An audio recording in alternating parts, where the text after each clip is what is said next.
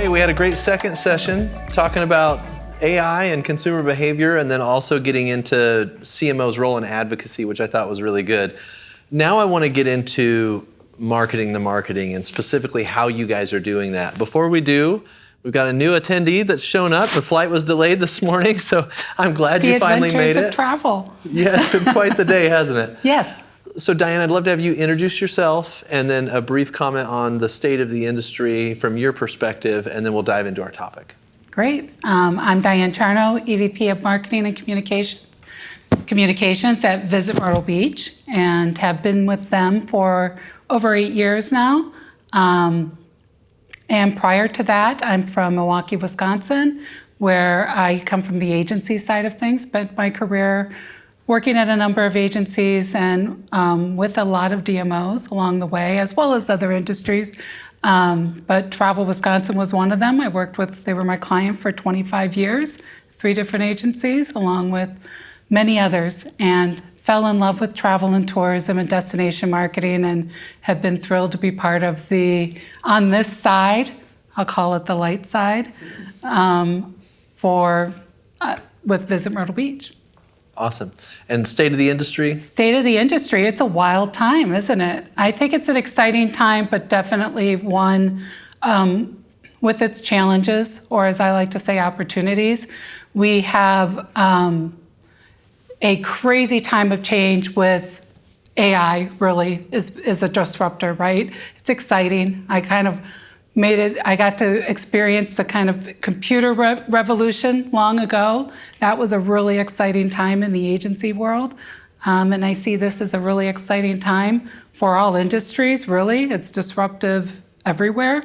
But I think it's a lot of opportunity. I've always seen myself as a, maybe not first adopter, but very early adopter. And my minor was computer science, and so I love technology. And it was really, it's an exciting time. It's an interesting time also with its challenges from a geopolitical standpoint and socio-political framework. We have a lot of tensions that have lasting impacts to what happens to the economy and people's ability to travel. And that makes it an interesting time. And that also puts a lot of pressure on DMOs from an accountability standpoint. It creates their challenges with accountability, looking for ways we can find more efficiency. I know I'm thinking what's the shifting media landscapes are? How do I get more for less and make more happen, and then better communicate that story to my stakeholders as well? Great. Thank you, Diane.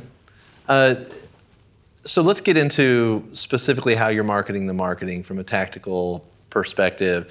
Diane, I have a little bit more insight into how you guys are doing it, and maybe one thing I want to start with is you send an email out every week to as many stakeholders as you can get on that email list, all the earned media coverage that was achieved along with any data you've gathered or anything like that over the course of the week.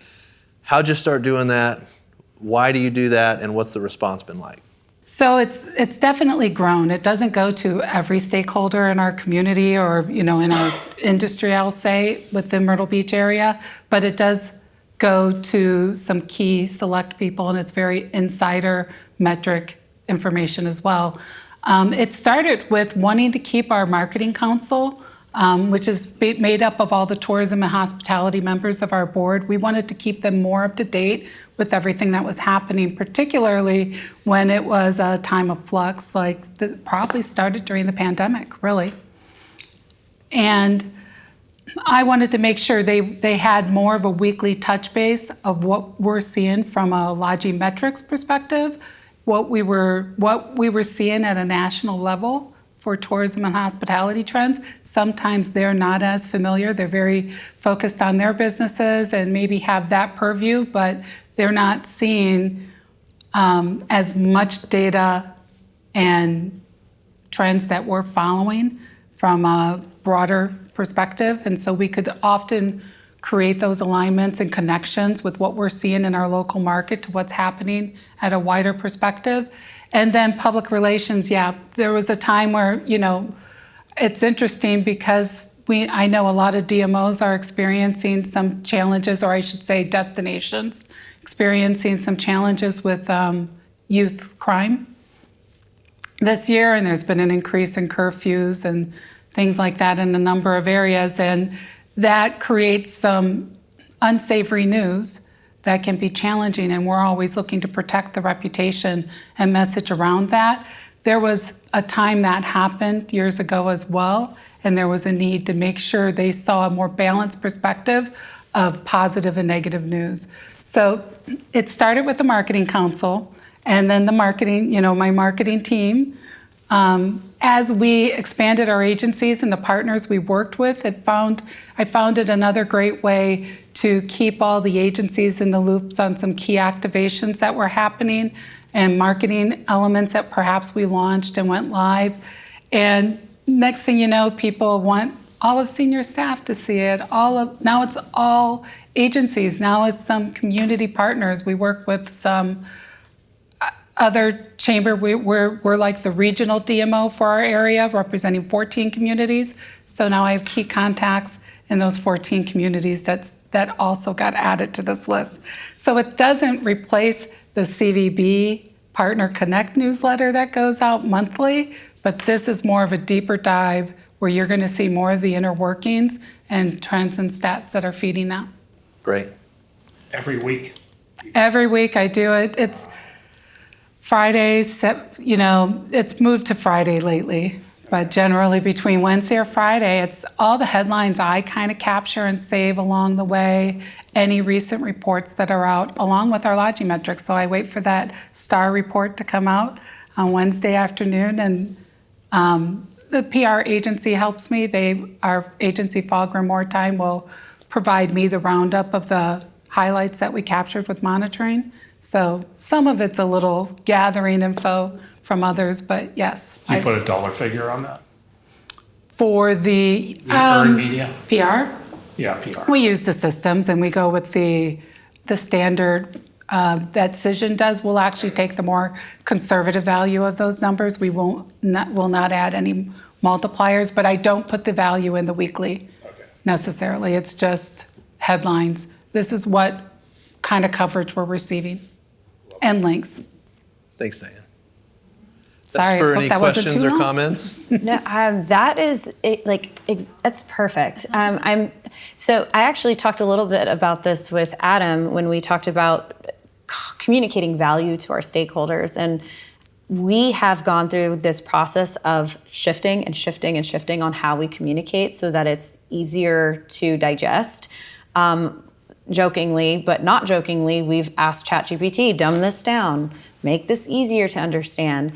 Where we're at right now, and this actually shifted after a conversation with you, is we at one point were creating these, we called them executive perspective newsletters, and we'd push those out every week.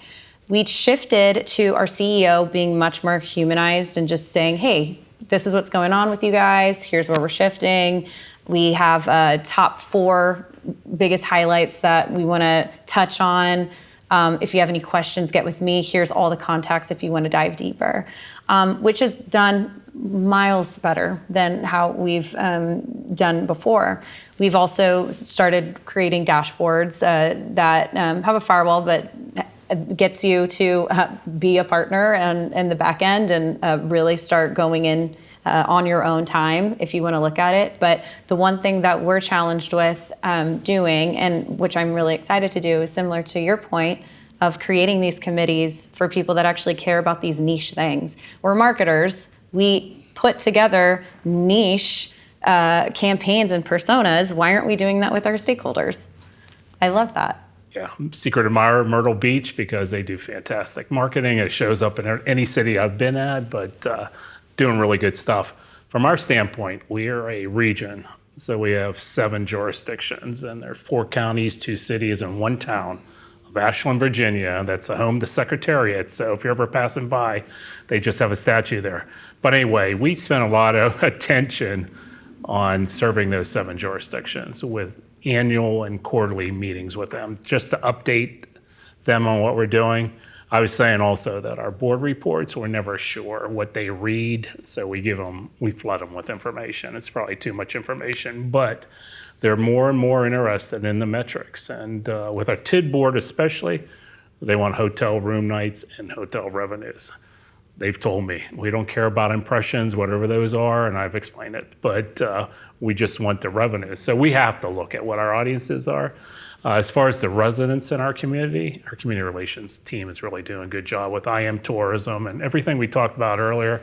So I think it's just seeing what works and what doesn't work, but our belief is there's never too much information, and if they ever tell you that you're giving them too much information, I think that's a win for us. So. Now, I know dashboards are something that a lot of people have released to their stakeholders, and I got to say the feedback that I'm getting in a lot of cases is the stakeholders just won't log in and look at those. They expect you to send it to them, even though you can give them a real-time login. So tell me a little bit about how you're distributing your success metrics. Anybody? I can go. So we on the state level work really closely with our Restaurant and Lodging Association. The state hasn't officially formally had its own communication arm for the last couple of years. So it's something we're still trying to figure out as a new team. We meet with all the DMOs through that channel on a monthly basis. I give a whole rundown of all the things we're doing, some news hits, some creative examples, where we've been on the road, things like that. Because for me, our DMOs are my clients at the end of the day to some degree. Like I want them to know what we're doing and what we're working on. In some strategic planning we just did, one of our core values is radical transparency. So now our next step is to take that from sharing with the DMOs, our internal agency partners, everything like that, and then bringing it up to the legislature level, which is a different ballgame in and of itself, because through Pennsylvania, there is like a House Tourism Committee, I think is the official name of it. And from my perspective, I've heard that it's like seen as the fun appointed group, like they get to go on the FAMs and do things like that. But how are we using them as a megaphone for the work that we're doing? So working through kind of a similar exercise, is it a newsletter? Is it a memo that is more government-y that goes to them on a monthly or quarterly or something like that? Because it is just like they don't know what they don't know, and a lot of times they look at the tourism office as just a funding source to grant out to different events or whatever it might be. But we need to start doing a better job of proving our worth as our new team to those people that essentially give us the funding through the general budget. Awesome. Tom, your statement made me want to ask Tom a question. I know that sounds odd, but Tom, you talked about sometimes there's so many metrics that you're just giving them everything because they're saying they want it, but you know that sometimes that can cause problems. I'm wondering if there's any metrics that you guys, and Tom, this may come to you, may go to everybody else, but what metrics do you opt not to share because you know it's going to cause a rabbit hole of questions and arguments and problems? What metrics should people avoid? I will tell you one I avoid. I don't know what everybody else says, but when we get our data from our data partners, you can have observed data or enhanced data. And enhanced data is sexy. It's like 10 times more, and I've resisted sharing that just because I didn't want to go in that hole, because I'd rather be more conservative and say this is 30% of what we can show you rather than that. So that's just a choice of mine, because once I do it, I have to go full blast. The exciting number, you have to match it every time. Yeah. It's the new benchmark, right? And then you go ask me, why haven't you been giving that data before? So I don't know what everybody else thinks about that, but I know some of our competitors use the enhance. So, but we've never been compared to anybody, so. Vanity metrics, do not share those. It's a can of We're just talking about worms. whispering about over here. Yeah, Define those for everybody, just in case. Timothy, I saw you like scowling when he mentioned the word impressions. So I would say impressions, time on site, website views, none of that is relevant to them, especially a TID, where they just want to know, did I get more room nights? And we have a lot of data. We have a lot of information. It's just a matter of telling the story appropriately to the person that's getting it. And right now, from the day-to-day, most of it right now is conversation. So that earned media, people want a good story. They want to know, what is it that I could brag about? And that's what we want to give our stakeholders. Hey, like, we just got a publication in Travel and Leisure, and this is what happened, and here's the video if you want to watch it, share along. That's all they care about, because at the end of the day, they're also very busy. They have their own jobs. They just want something to brag about. So give them that piece, make them be that advocate for you. And in the board meetings, when we actually do talk numbers, now let's get into the weeds, let's talk business. But in those weekly activities for advocacy or just for communicating the marketing, it's really relationship building, because you got to keep the relationship first, then we do business after. Similar to a salesperson. I mean, you start with a relationship, then go to the business. They don't want to hear constantly, here's the room nights. It almost sounds like you're just robotic and not really having that actual conversation with them on a weekly basis. So, and then for us, like, we're trying to dwindle down our KPIs for the year. At one point with the board, we had a laundry list of metrics that we were proving to the board in our contract. And I kid you not, some of it did have time on site and website sessions. We're not gonna want to report that to the city. Like, that doesn't really move the needle for them. Like, why do they need to know that? Also, a lot of questions, well, why is it down? Well, let's talk about the world. So let's not do that. So for us, we're putting our KPIs condensed into 4. We're putting together a 5-year business plan. And I bring this up because at the end of the day, we want our board to also know that these are the 4 ones that they can memorize and help put out. But one of them is, how many room nights are we going for? What's our goal? Total room nights by 2030. What's our sentiment score, our net promoter score on sentiment by 2030? Brand consideration being, and that's something I'd love to hear everyone talk about, but brand consideration needs to be something that we talk about as a KPI. And then economic impact of tourism. That's it, just 4. Keep it simple so they know, and they know at the end of the day, whatever you guys do, as long as you're meeting that, that's where you're successful. I'll throw in too, this has been a topic of conversation that's come up this year with just all of the headwinds that we're all facing, is like, how are we comparing to other like-minded destinations in our comp set? Because ultimately there is that narrative, like, if you are down this year, like, what did you do? And so for us, like, we've started that conversation and a lot of it with friends like tourism economics, like, well, how are we comparing to everybody else? And like, what does that look like versus maybe looking at a year-over-year comparison that isn't going to paint the full picture of ultimately what the landscape is that we're all dealing with? So I think what Diane was talking about, earned media, is most important, because last year CNN named us the #1 town in the United States, and we splashed out on everything. That was a citywide campaign. Everybody picked up on it. They used the logos, so that helped us. Now this year, they named another city, so I just took the date off, and we're still using it. But everybody loved it, so why not go with Marketing. it? Yeah, but I think you're right, Diane. Earned media really is what will help us. So.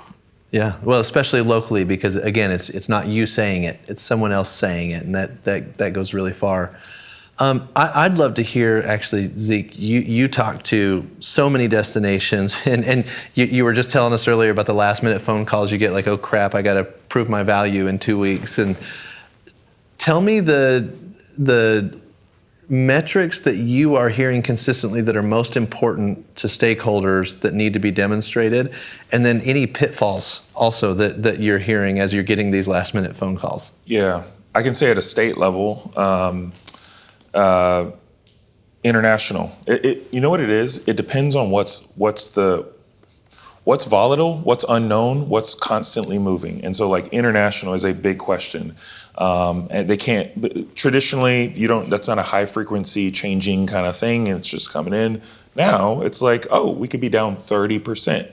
And for our budget, that's a pretty big deficit, because we're right on the border, and that's a big market. So that's one that we partner with OAG directly, and we can give, like, that high frequency view just, to states, and they're eating that up. Whereas when we first got that data set, I actually asked Eric, our EVP, I said, are you sure that people want this? And it just, that, that's last year in November. And now I'm like, man, this is gold. Let's give this to everybody. But that's one that's hot. But yeah, I mean, with all the change, people need high frequency, high fidelity data that they can push out. What I would say, Hold on, for those that might be watching that don't know what high fidelity data is. I can trust it. It's trustworthy data. It's not going to steer me too wrong. No data is perfect. So I'd say to your question, it's not necessarily what data is bad, but what data is bad for what use case or story you want to tell. And we, as an industry, because we've been so slow to adopt things that have been around forever, when we adopt it, we do what you would do. I mean, we don't adopt it with all the like warning signs of like, don't use this way. Give you an example, a simple example with credit card data. Do not use that as your visitor spending metric. I was reporting it to, I'm gonna forget the name. It's some really fancy luxury shop in New York, and they wanted to use that data. They knew not to use it, but I remember in the demo pulling it up, a DMO that had the data, and they said, we can't show that because that does not account for the entire market. And it was a red flag for them. And I said, oh, it's okay. When we present it out, we do it as a percentage or an index. So it's kind of, it's a trend, it's a signal. But when destinations want to use that as a proxy for visitor spend or location as a people counter, like those are bad, because in the terms of location data, like what that is it's app pings. And if the person doesn't open the app, it doesn't mean they're not there. So you have to be careful. But yeah, we see all sorts of interesting applications. I think what we're doing, like one thing that we're leaning into, aside from everything everyone else has said, I wholly agree, is we use Samari, and so we're using our ad-influenced visitor spending metrics that we're able to get from them to kind of go back to the conversation earlier, to show here's who's coming, how much they would have spent and meant to the community without, but here's what we think we can attribute to just us and that extra bump that we give, and kind of using that as an indirect way to justify our means, but also being good stewards of the money as well. So that's a metric that when you talk about like pick your big four or three to kind of hang your hat on, that's one that we're trying to lift up, and we've tried to take our budget with research and be able to go and look at some of those metrics that take longer to calculate on a more regular basis, so that we're not just having to wait once a year to get some of those bigger numbers. So we've tried to invest more in research to help us get some of that stuff on a more regular frequency. Yeah. I think there's a data trap a lot of people fall into of when you find data that makes you look good, you're really excited to present it and share it. And I can tell you agencies have fallen victim to this big time and have paid the price over the last several years too as a result. Because when you demonstrate a metric that makes you look good and say, this is the key metric we need to be looking at, well, that metric better continue to look good over time, right? You're setting the benchmark. And so the thing that makes me nervous in presenting data, when you talk about high fidelity data, you have to be able to trust that data, and you have to know that it's measurable enough that if it changes, you understand why. Yeah. And to take credit for something that you don't have full confidence that you influenced is actually setting you up for a really bad dynamic with your stakeholders. I think that's one thing that makes me nervous about presenting data to stakeholders. That's why I think control groups, that kind of thing, is really important. The other thing that we do, and I think all economists do, is they anchor data sets with other data sets. So you never just look at hotel or lodging or just spending or whatever. You bring them all together so that if one is off, you can say, hey, wait a minute. Why is that happening over here that doesn't jive with these other four? And you can develop a model that explains why. And you talk, in the case of us, we'll talk with the destination and say, so for the last 3 years, it's been this way, and all of a sudden it's different. And they say, Taylor Swift came. And it's like, oh, that makes sense. But you need multiple data inputs to be able to do that all in one place and triangulate it. I would say I'm sorry. Go ahead, Trish. I was just going to say it's not just data either. You have to be listening to the trends. You have to be listening to what your stakeholders are going through on a day-to-day basis. I was just in a meeting where the state's agency presented some data on some campaigns And it was to a bunch of DMOs from the state, and we're all sitting there going, how can you tell us things are so good when occupancy is way down? And so they just were tunnel vision, to your point, locked into just the metrics that they're used to dealing with, but didn't take the time to ask anybody, what are you guys experiencing in reality?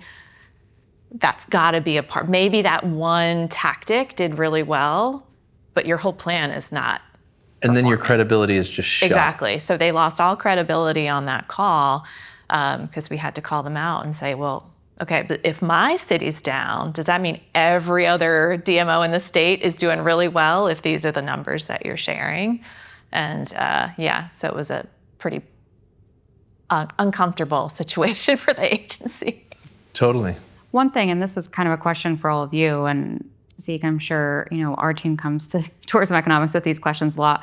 We get a lot of questions coming into 2026, especially with some big events, the NFL draft, FIFA, the baseball All-Star Series, all these big things. Like, it could end on a Sunday, and on Monday, the office wants to know, like, what was the economic impact of it? So we struggle a lot with timing of it, and then also having first-party research to support it and not saying, like, oh, it came from Visit Pittsburgh has these metrics from the draft or that kind of stuff. How are you all kind of, like, negotiating those conversations of, measuring expectations or tempering expectations maybe of timing and where things are coming from? We've had a hard time kind of, like, balancing just that understanding level. Is it your stakeholders that are asking for it? It's often the governor's office. Or the governor himself. Ours is, for us, it's usually the media. Our local media always wants to know. And the minute a holiday's coming up, they're asking us in advance, what's the projections? Yeah. And then, that weekend, they want to know what it's going to be. Right after that Monday, they want to know what it was. And that's for any major event, any holidays, anything they're excited about and wondering. And what we've tried to do is try to just manage their expectations, and we schedule it out to do a predictive, like, we'll make predictions. I'll have a Labor Day expectations going out pretty soon to stakeholders. That's fed into the communications team that's working with media to make sure they know what I'm thinking it's going to be or what we are, what the data is showing, and then we'll start messaging around that. And we'll make sure when we do provide something to the media, we're going to tell them when we expect to have the data, that we will not know until you can expect that we'll follow up with you at this time where we'll have something, otherwise we're just going off of indicators and saying more general, that's not real stats. Yeah, there's some data that just doesn't come. I mean, like credit card data, for example, you can't even get it until the end of this. It's like your statement. Like the statement has to come. Once that happens, then those that buy it have to get it, process it, clean it, and then we can say something. So it is managing expectations and educating. The other thing, though, is if you were to do a forecast with a few scenarios, an upside, a downside, and a baseline, you could say, we don't have anything yet. But the highest fidelity, data we have says that based on what we knew going in, it should have been this. I mean, something along those lines could be like something that placates them and gives them a number without getting you into trouble throwing something out that had no credibility. And I totally understand, like, the perspective of it, especially if it's an event that the state has put millions of dollars into support. They want to know what the result coming out of that is. But we struggle. I don't know if you guys experience on a state level anything similar, but man, those like Sunday evening phone calls. Like you said, our happen. governor's office is usually, they were just texting me on the plane ride here, hey, when are we going to get the latest, of this new campaign, so yeah. No, I agree, yeah. Anybody else have comments on what metrics you're presenting to your stakeholders? Well, we often present quarterly to city, county, municipalities for the funds that we manage on behalf of the community. And that's usually staying pretty high level. We're never does impressions and some of the vanity metrics come into play. So it's definitely sharing pacing in terms of whether that's tax revenue, what we think the state of the industry is at that particular time, what performance has been from people visiting the destination, what's happening at the national level, and what we're doing to shape the travel performance in general. I will say the other thing we're purposely done, more so with local media, especially as we go into a challenging market, is we're not being Pollyannish about the situation. Can you define that for the C student in the room? It's just we're not sugarcoating everything so much. We're being direct. There are headwinds. There are national headwinds there. This is the state of the economy. This is what we're seeing. This is what, how are we performing to comp markets? We can say that some of our industries, some of our market is doing better than others. We know independent hotels are struggling. Any economy, mid-scale economy properties are not performing as well as higher end properties. So we can shape that story a little bit more, but it's not going to feel stakeholders like our independent hotels to feel good if we go out saying, oh, actually occupancy was up this week. Revenue was up this week, because that's not the truth for the whole market. There are some segments of our market that are really struggling. And so we're trying to paint a realistic picture while saying what we're doing about it. And I just think that goes back to, Timothy, what you said earlier. Like, it's a 365-day a year. Like, if you're not doing that, then you're setting yourself up for failure when ultimately you do have to walk into that room and have that conversation. I completely agree. Yeah. I would say, anybody knows me, I hate impressions. Like, it's... We didn't get that impression. But I do think there's a time and a place for other metrics within the conversation. Like if you're talking about time on site, which I very seldom ever do, but if I do, it's for a purpose. It's part of a story. I mean, and again, we're supposed to be storytellers, right? And so when I go to my board, I'm always like telling a story around a particular theme that I want them to hear and focus on. So that's how I will say I'll use it if we're comparing, like social media or something, or a piece of content, how much of that content people actually consumed. It does give you insights that you can apply to future strategy. And so typically for me, if I'm talking about time on site, I'm relating it to something, how we can improve performance. Yeah, I'm sure a lot of you know Bill Geist. Bill came on Destination Discourse with us, and he talked a little bit about, because he focuses specifically on board governance and things like that, right? And he talked about the importance of when you share your data to the board, you have to put a story with it, because the data is only as valuable as the story that you tell with it. The problem is, what you can't do is choose your story and then go find the data to support it. You have to have the data and then share the story that supports the data as well as possible. And I think that's really important to tell the story with the data, because metrics mean nothing without the story. I would say building, Go ahead. I was just going to say, building on that, the value of bringing in a third party as a subject matter expert, like we did with Zeke. We brought him into our annual meeting with the city, goes a long way. Because all of a sudden, it's not just you and what you've always said and how you tell that story. It's like, oh, this person who knows everything, regardless of whether or not like they do, because he knows. But, like comes in and swoops in and says, yeah, this is the state of the industry. So bringing that person into your board meetings, to your city meetings, to all these things, that goes a long way. I'll second that. When we had our budget being looked at one of our TPID board meetings in December, we also brought in a third party. We brought in Cindy. And we, it's interesting when you are relaying the story or you're relaying the information. For our board, several of them will ask the same questions every board meeting, as if we didn't respond to them with the exact same response last time. So it's a lot of repeating of information.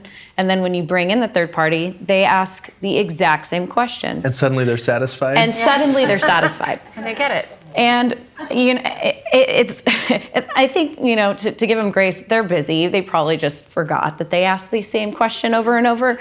But it does warrant that, okay, well, what you're saying is actually speaking truth, and they're feeling seen and heard. I think at the end of the day, that's what you need, is you want them to feel seen, you want them to feel heard, because there are struggles. I mean, we have a very huge limited service hotelier market, and they are, they're struggling right now with what's going on in the economy for us. And we've shifted a lot of our strategy to just focus specifically on that market and just working with them to say, I'm not talking at you, I'm with you. We're going to help solve your problem. How can we do it together? And that's the shift that they need to understand as well, is that we're here with you. Like, what do you guys want from us for us to help you? And we work along, make this a conversation.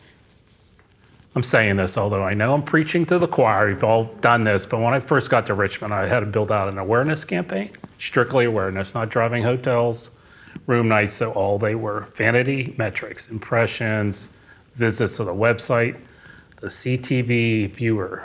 99% of the people watched the complete video. Of course they did. They didn't move from their chairs, but I didn't have that story to tell until I thought, hey, when we do a brand lift study at the end of the campaign or the middle of the campaign, they got that. They loved that. You mean that made more people think more favorably about Richmond? So consider that. That wasn't that expensive compared to the campaign. So Great. So now I'm doing that after every campaign, because now I know they like that. So unless it's bad. Well, I think we've done a good job of kind of going through advocacy and stakeholder engagement. We all got into marketing because we like it, at least hopefully. Otherwise, must be a rough role for you. But I would like to give us the opportunity to maybe just nerd out a little bit over what does the future of destination marketing look like? What campaign style or types or ideas, what's going to be successful as we move forward? And I want to leave it purposefully a little bit open-ended because I think that's where some of the most fun conversations I've ever had around marketing are just like what could be, And so I'm curious if any of you have any thoughts about just the future of marketing in general and how we fit into it. I mean, I've always thought about, we do the picture and the copy, and it all looks the same. And so figuring out how to distinguish yourself from everyone else continues to be like the biggest challenge. So I will use Visit Lake Charles. I mean, we are a coastal destination. We have casino resorts. We talk about luxury. And some people on the team would go, well, we're not really a luxury destination. And I said to them, you don't see it that way. But for that consumer, this is luxury. Nice, fancy hotel rooms, amazing restaurants, that to them is luxury. And so it's not about defining it through our eyes, it's defining it through the consumer's eyes. But there's another destination in another state that has very similar assets to Lake Charles. And I saw that campaign, and I said to my team, if you take off their name, you could put our name in that same campaign, and it would work. That's not good enough. And so, and I'm talking, but I don't necessarily have the answer to figure out what that is. But as I'm thinking about our creative and when it's time to change, to me, I'm kind of temperamental. To me, it's about every 3 years I want a new campaign, because I believe that it's important to find different ways to engage the audience with something that may have shifted, perception may have shifted, demographic may have changed, but we got to find a way to build a platform that allows us the opportunity to be able to come up with more dynamic. And I think, again, in the space outside of DMOs, there's a lot of great campaigns that are just very innovative, creative, but they're still driving imagination, inspiration. And I think we're kind of in a stagnant pattern there. That is right. Disruption is something we all need to work on. Around this table, we've done a good job, but disrupting is so hard. Agencies don't even understand that. They don't know our agents or our industry well enough. But I would like to see someday down the road that at least four or five destinations have Super Bowl commercials, because I think that would be like we're hitting. It's not going to be us. We can't afford it. But I think I'd love to see that, because that's the highest level you can get, I think, is a Super Bowl commercial. Do you remember the Visit Australia Super Bowl commercial years ago? Yes. So good.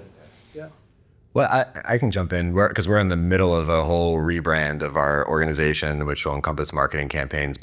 And I'll nerd out with Myrtle Beach for a minute. But I think Myrtle Beach, Discover Puerto Rico, like these are, in my opinion, examples like what you've done with Traveling on the Spectrum. Like that transcends the destination, right? Like Discover Puerto Rico, putting together Puerto Rico's sunshine, like the shade of orange, like that transcends a color.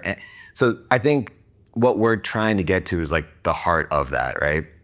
And I think that there's I could go on and thousands of examples from people in this room, but I think that that's what we're trying to get to the root of. Like, how do we become something that people are thinking about before they ever come? How do we create that experience while they're there? And then how do we, probably most importantly, like how do we turn them into ambassadors when they leave? And it has to go beyond, for us, it has to go beyond the Disney aspect of it. It has to go beyond the obvious. And so for us, like we're looking at things like a brand partnership with the Ducks, right? Like we're going out of market, we're sponsoring their away uniforms. We're in every away arena throughout the course of the season. Like that's all cool, that's sexy, whatever. But there's a business development aspect to that, right? Like we're pulling in our sales team and they're meeting with clients and closing deals, and we're seeing like the tangible results from that, right? So you're aligning yourself with something that's, in our opinion, like obvious, like your hometown hockey team. But then you're also able to tell the story of how that's actually creating that kind of impact for our destination. So that's one piece of it. Like I mentioned, the Comedy Culinary Festival, like we're looking at this tentpole event strategy, similar to like what Miami has done. So those are some examples, I think, of where we're trying to shift the conversation to. And Adam, I also think activations are really powerful. And again, activations don't have to cost $100,000. They can be done on a scale. I mean, I think when you partner with like Carvatize, that's still an activation. But I think how we show up in those markets, particularly the primary markets of where we spend a lot of our dollars, like those people need to be reminded of who you are and your value to them as a traveler. Because I think, again, in person, serving that inspiration is way beyond anything we can do with CTV, banner ads, any of those things. It's more impactful for somebody to be able to have a feeling and, again, convey what your destination's feeling actually is.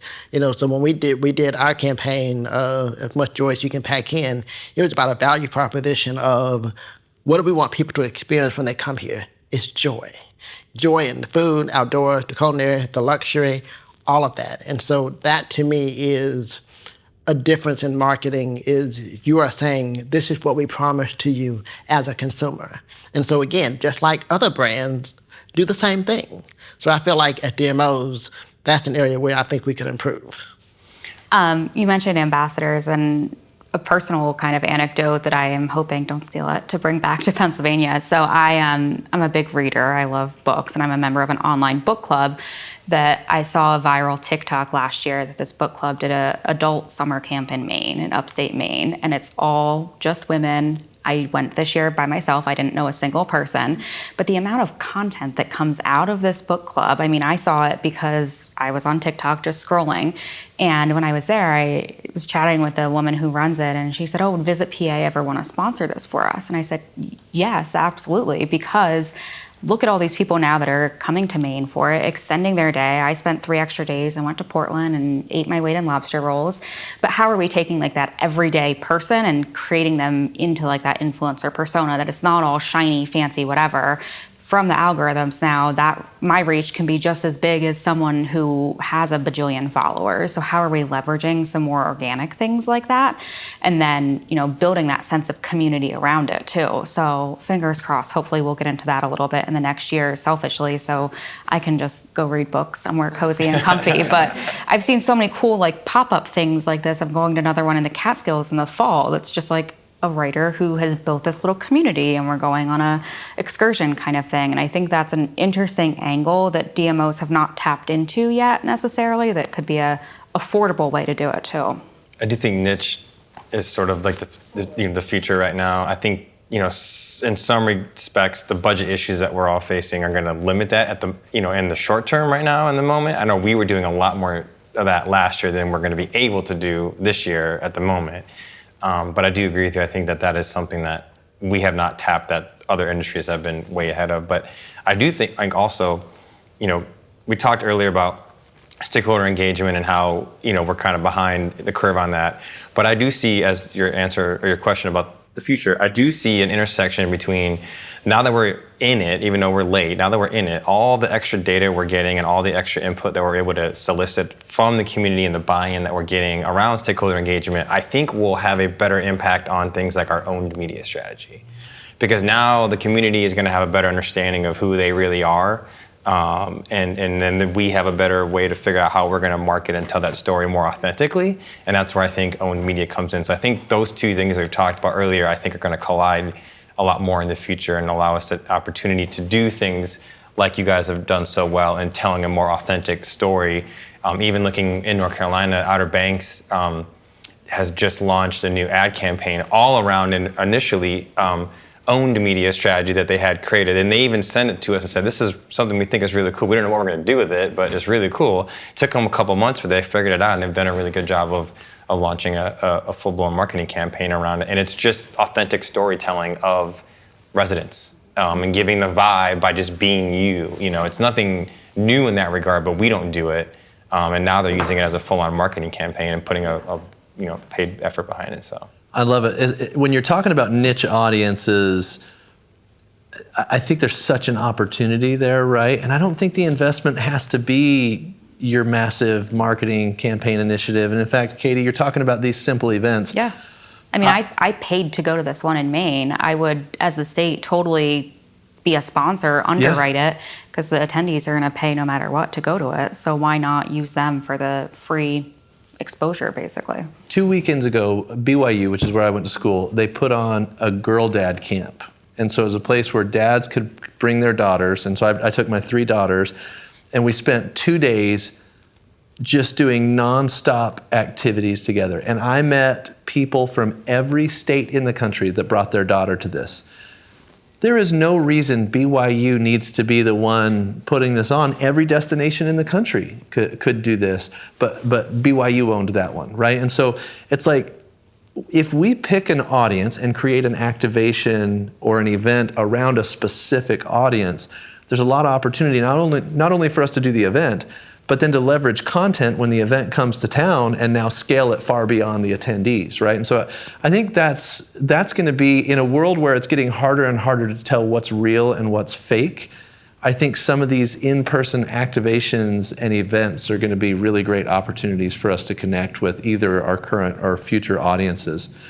We're going to need a break for lunch. I want to have us be thinking about, as marketers, non-destination campaigns that inspire us that we could possibly use as inspiration in the destination marketing space. Because I think and this has been said several times here, some of the most innovative campaigns are happening outside of our space. And maybe if we talk about a few of those campaigns that we find interesting, it could inspire us to do something different in our world. So we'll get to that next.